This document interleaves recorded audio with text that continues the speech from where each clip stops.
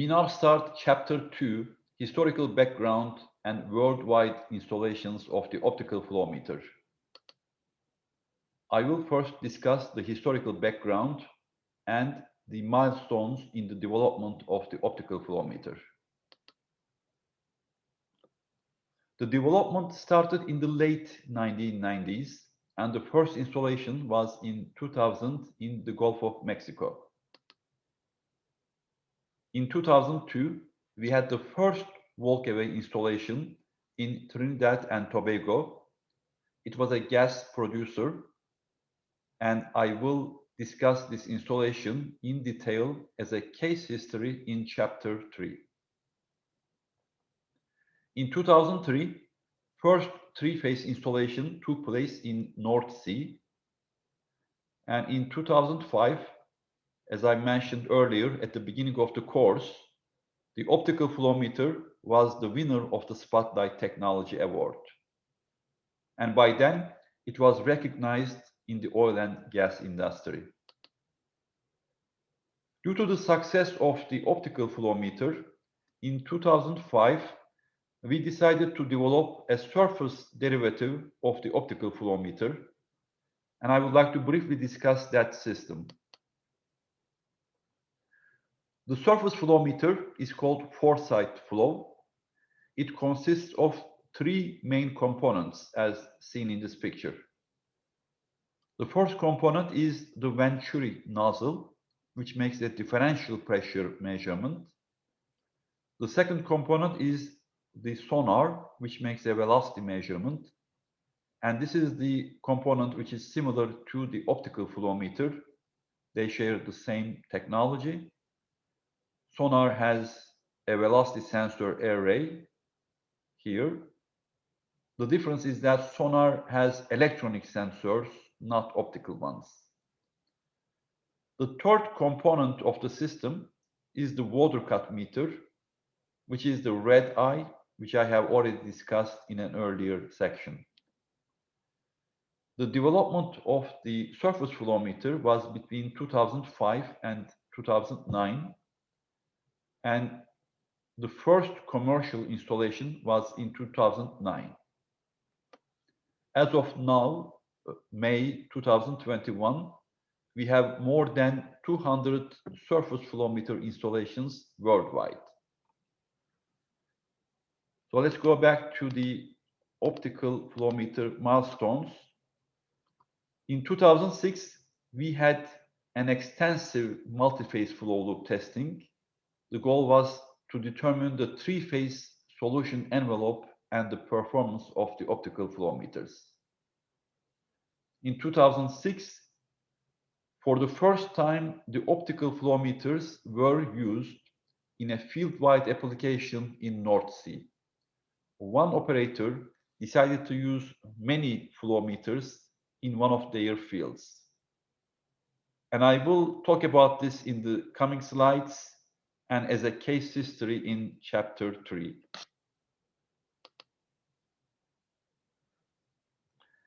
In 2005, between 2005 and 2010, we developed an acoustic tolerant version of the flow meter, and the goal was to use these flow meters in the vicinity of inflow control valves.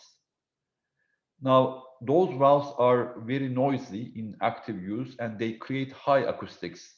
So the motivation to create an acoustic tolerant version was to make sure that the optical flow meter measurement is not affected by the presence of high acoustics created by the inflow control valves. In 2014, we had more multi-phase flow loop testing with a number of different products, optical flow meter, an optical Venturi prototype meter, which I haven't discussed, and a red eye water cut meter. I already discussed the combination of the optical flow meter and the red eye water cut meter, which makes an excellent three-phase flow meter. So by the end of 2020, we had more than 100 installations of the optical flow meter worldwide. So let's see where those installations are located. Here's a world map, and I would like to first focus on the North Sea region. As I mentioned, one operator progressively installed more than 60 flow meters in 3 different fields, which started in 2006. Now, those were not only optical flow meters, those were permanent downhole optical monitoring systems. And each one of these systems included an optical flow meter, an optical PT gauge, and distributed temperature sensing systems. The original target for the operator was 27 wells in that field.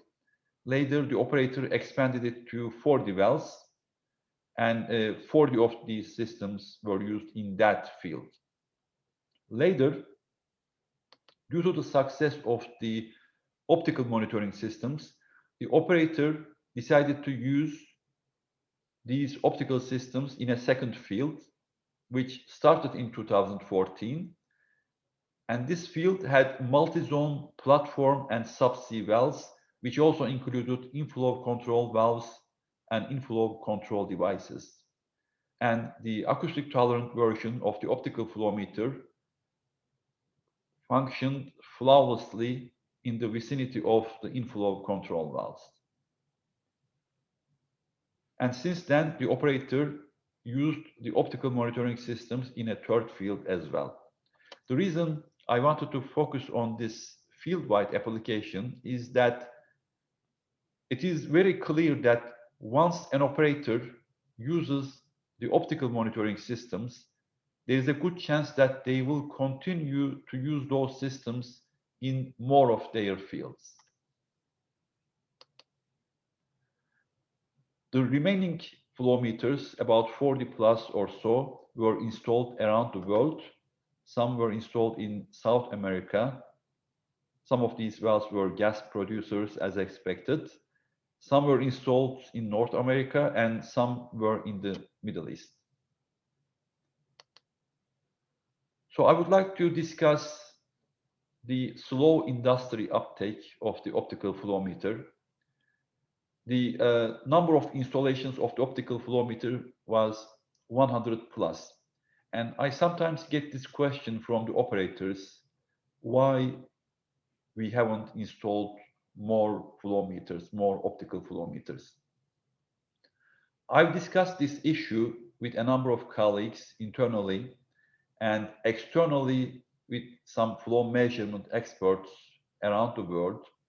And it turns out that the total number of worldwide downhole flow meter installations, including all manufacturers and all type of flow meters, from the start of the oil industry till 2021, the total number is less than 400.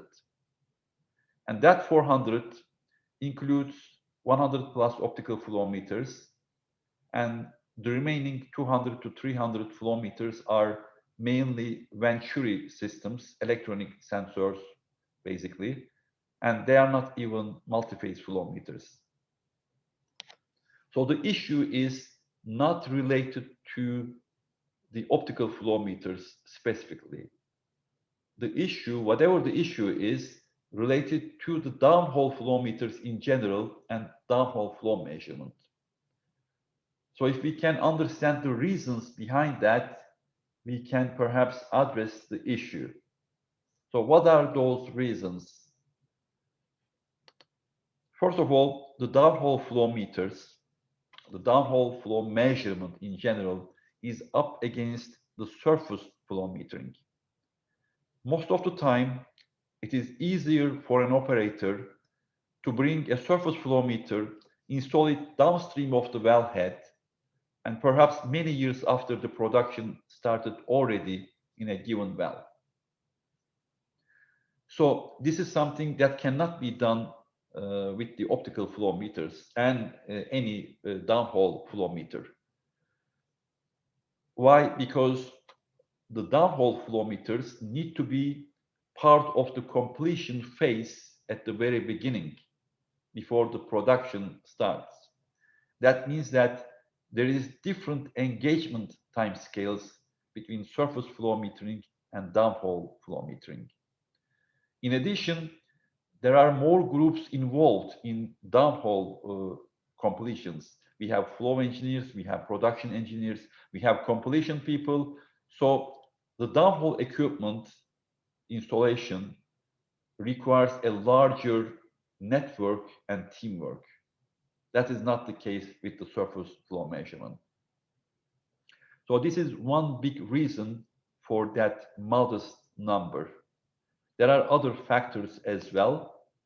And one other factor is the acceptance of the fiber optics technology in the oil and gas industry. So fiber optics is a recent approach, 2 decades, at most 3 decades. So not all the operators are users of the fiber optic technologies. So they don't have the infrastructure in their system. Perhaps that number is 20%. Also, on top of that, among the users of the fiber optic technologies, not all the field developments use fiber optics. So an operator may be a user of the fiber optic technology, but that doesn't necessarily translate to using those technologies in a field development. So that ratio could be around 10% based on my discussions with colleagues. Now, these numbers are obviously changing on a yearly basis, and more operators are adapting fiber optic technologies. And I personally believe that this number here, the use of fiber optic technologies among the fiber optic users, operators, this number will significantly increase first, and it will push this number high as well. So there will be a pressure on the operators which are not users of the fiber optic technology. We will find out. So another factor is a new technology versus old technology. And optical flow meters represent the state-of-the-art technology. They've been in development for the last 2 decades versus well-known old technologies like Venturi, a 200-year-plus technology. I've already discussed some of the differences between the Venturi and the optical flow meters, but I would like to recap some of them here. In terms of flow restriction, there is a pressure loss in Venturi meters because of the area, cross-sectional area change from the inlet to the throat. So for that change, there is a pressure loss. That is not the case with the optical flow meters because they are full bore systems. Turn down ratio, that's the flow rate range we have covered earlier.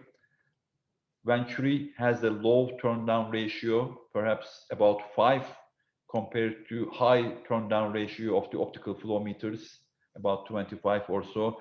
So there is a factor of 5 between the two technologies. In terms of measurement accuracy, the optical flow meter is a high accurate flow meter, while the Venturi may have some issues in terms of accuracy. First of all, as we have covered to some extent in the calibration process earlier, all electronic sensors have some sort of drift in measurement. So that's why most flow meters, electronic-based flow meters, are sent to manufacturer for recalibration or recertification. So there is always going to be some drift. That is not the case with the optical flow meters because optical systems are known for their insignificant or minimal drift in measurement.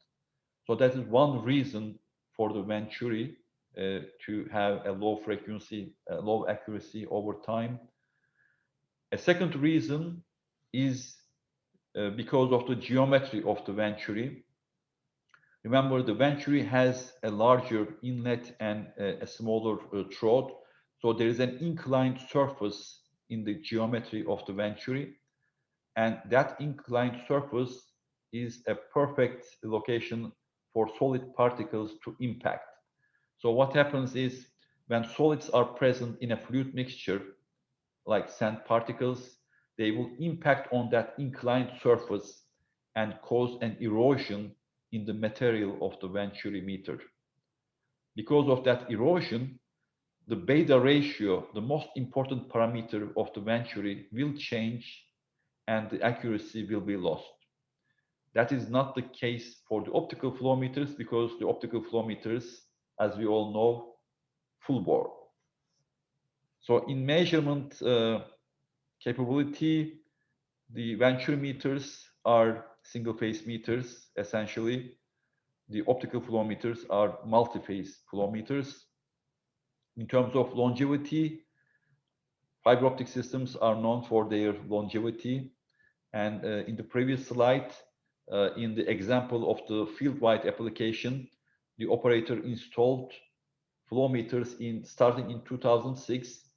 So in 2021, after 15 years of operation, the optical flow meters continue to provide excellent flow measurements. So that is one very good example of longevity. However, from a manufacturing perspective, Venturi has the slight advantage.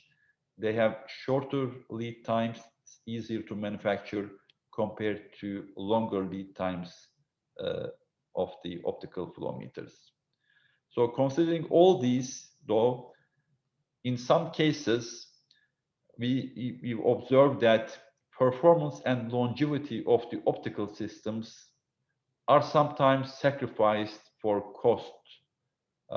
Basically, Venturi's cost less than the optical flow meters. And so the performance and longevity are sometimes sacrificed. So we now know that there is a recognition issue between the Venturi meters and the optical meters, new technology, old technology.